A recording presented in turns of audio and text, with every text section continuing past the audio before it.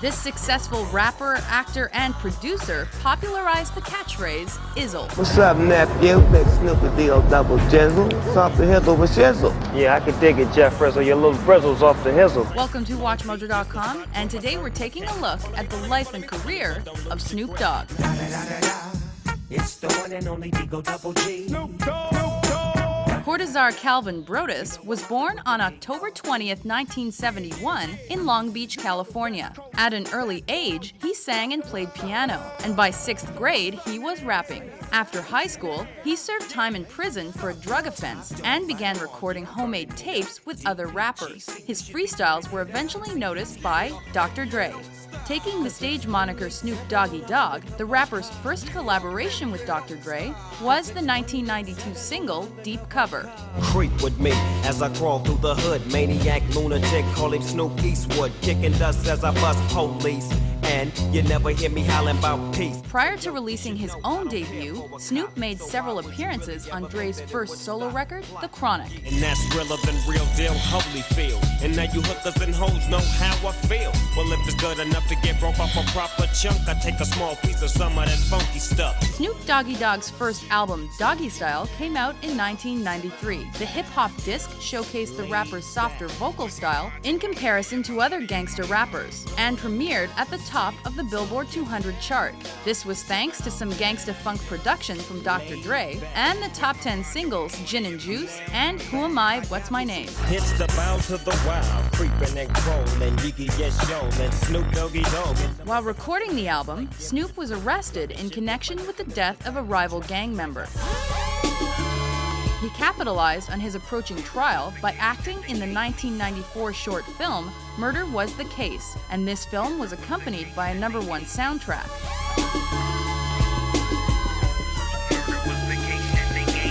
Snoop was eventually acquitted of all charges. He came out with his sophomore record, The Dogfather, in 1996. Released a few months after the death of his friend Tupac, the album debuted at #1 but did not sell as well as his first record.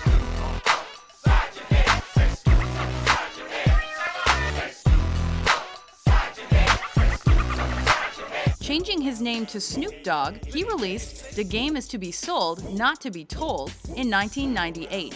The #1 album included the single Still a G Thing, which was also found on the soundtrack for the short film The Game of Life. The first album on his own label, Doggy Style Records, was 1999's No Limit Top Dog. Though it did not debut at #1, it did spawn the hit single Bitch Please. Now what you need to do is hand my coat and roll me some dope. This was followed by the smoother sounding album, The Last Meal, which reached #4 on the Billboard 200 and contained the single Snoop Dogg, What's My Name Part 2.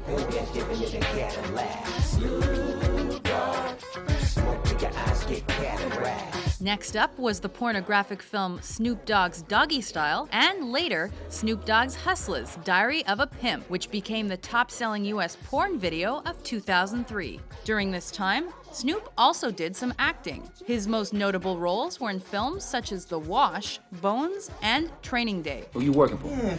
Man, you know I don't work for nobody. I'm on disability, man. Taking on a more pimp-like persona, Snoop came out with Paid the Cost to Be the Boss in 2002. The album generated the instant hit Beautiful. Mommy, don't worry, I won't abuse it. Hurry up and finish so you can watch Clueless. I laugh at these kids when they ask who do this, but everybody know who girl that you with. Beautiful.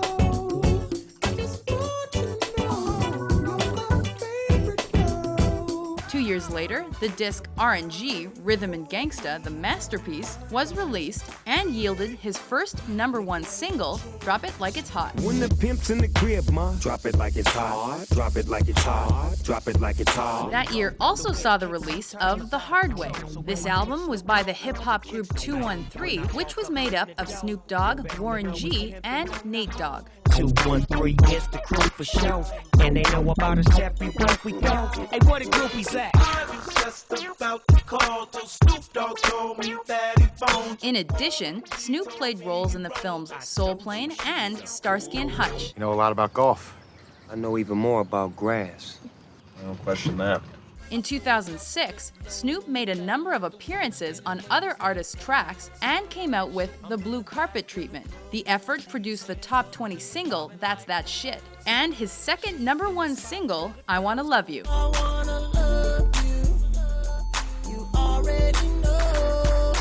Mobbing through the club in the low pressure. I'm sitting in the back in the smoker section. Bird's eye, I got a clear view. You can't see me, but I can see you.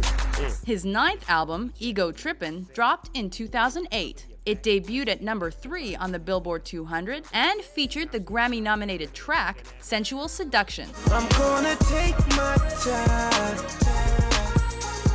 She gon' get hers before I'm gonna take it slow. That same year, Snoop Dogg also appeared on the soap opera One Life to Live. Got a place to be and a man to see. Land View, what it do? 2009's Malice in Wonderland was his first album to chart lower than the top 10 since 2002. The record included the singles Gangsta Love and I Wanna Rock.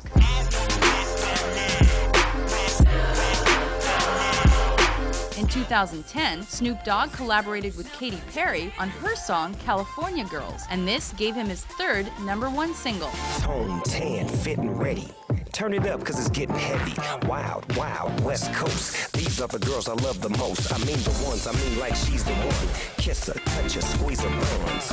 He also went into the studio to work on his next record, Documentary, which was released in 2011. Tell me, baby, are you wet? Boom, talking like it when I drop on my ever saying one hit, a quitter. Shout it, know that I ain't playing. I'm all about the money I got. On the VIP tip, Maserati's in the lot. Despite numerous brushes with the law, Snoop Dogg is a successful hip-hop artist and celebrity spokesman whose unique influence is seen throughout the rap world faux shizzle. You ready to drop these vocals, man? The shizzle, my nizzle.